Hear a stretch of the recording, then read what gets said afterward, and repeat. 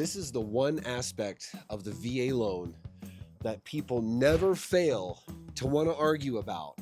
Okay, even people that say, hey, Mike, I don't know nearly enough about home buying or the VA loan entitlement. Can you sit down and teach me all about it? And then when we get to this, they're like, whoa, big guy. I actually think you're wrong here because of this, and this. It always comes up. Other lenders tell me this as well. So we're going to address it today. Can you roll closing costs into a VA loan on the purchase of a primary residence? The answer is no. I will, in fact, I'm going to superimpose here the verbiage from the VA loan handbook that specifically states it. Now, somebody watching this video is saying, but wait a minute, when I purchased a home, I absolutely did roll closing costs into the loan. No, you didn't. There's a few ways it can play out that might give the impression that you rolled your closing cost into the loan, but believe me, you didn't, because the VA does not allow it. Now let's get into how it can seem like you're rolling in closing costs. But first, why is it that the VA does not allow you to roll the closing cost into a loan? And by the way, it's not just the VA. It's FHA conventional. You cannot roll closing cost into your loan on the purchase of a primary residence. Why? Well, it's actually a protection advice, and it's a double protection advice on VA. And this is why. Let's say Private Lindsay goes out, buys a home for $300,000. Okay, we know, because you've been watching my other videos, that he's going to get charged the funding fee. Okay, 2.15% for the first usage. Roger that. So I'm buying the home for $300,000. My funding fee is going to be $7,000 and some change. So my loan balance is going to be $307,000 and a little bit on top. So technically, I'm already starting my loan term underwater by about $7,000. Okay, not really a big deal. I own the home for a few years. I make payments. It appreciates. We'll work our way through that. But what if Mike Lindsay had the capacity to roll the closing cost into the loan and he really didn't want to come out of pocket? Either he likes his bank account being nice and fat, or maybe he's just broke. Okay, so Mike Lindsay rolls $7,000, $8,000, $9,000 of closing costs into that loan. All of a sudden, that loan balance is $315,000, $316,000. So now I'm underwater by $15,000 or $16,000, which can be very dangerous, because what if I get orders unexpectedly and I need to sell the home? What if the market turns? What if some life event happens and I need to tap into the equity? I don't have it. It doesn't exist. And now I'm in huge trouble because I'm so far underwater on this asset. That is why you cannot roll closing cost into the loan. So for those of you just swearing up and down, well, I know I did it. I know it. This guy on the video doesn't know what the hell he's talking about. Let's get into what actually happened, okay?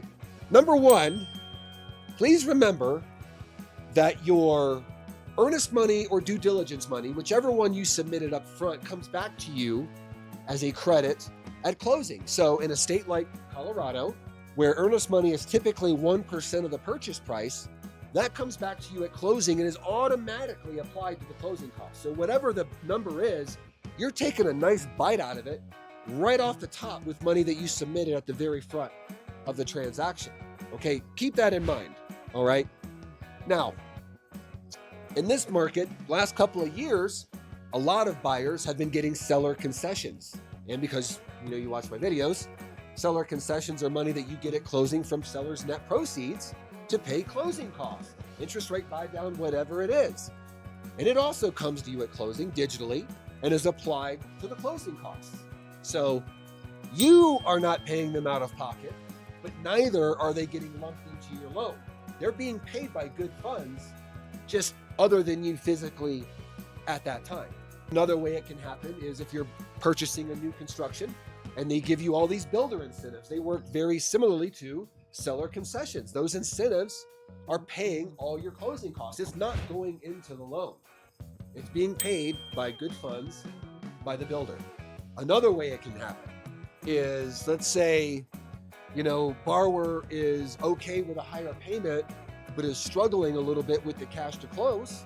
They can take a higher rate from the lender, get a lender credit in order to absorb the blow of some, maybe all, of the remaining closing costs. And you know what? There can be a combination of all of these as well. There's even scenarios where your real estate agent can give a broker rebate to help with your closing costs. See it all the time. Now, the last one is one that cannot be guaranteed, cannot be predicted, cannot be written into the contract. But if it plays out this way, it can certainly benefit you. And that's this. Private Lindsay purchasing his home for $300,000. Appraisal takes place. Appraiser is just super impressed. Oh, what a great home, great condition, comps are awesome. The home is valued at $305,000. What Private Lindsay and his agent can do is reach out to the seller, negotiate the purchase price from $300,000 to $305,000, and then get that $5,000 difference back in seller concessions. Use it for closing costs. Now, you might think, well, isn't that rolling into the loan? No, you're not, because the value of the home is the $305,000. So you're not underwater to market value. That's the key point, okay? The VA, any lender, is only going to loan you what that home is worth, plus the VA funding fee, not a dollar more.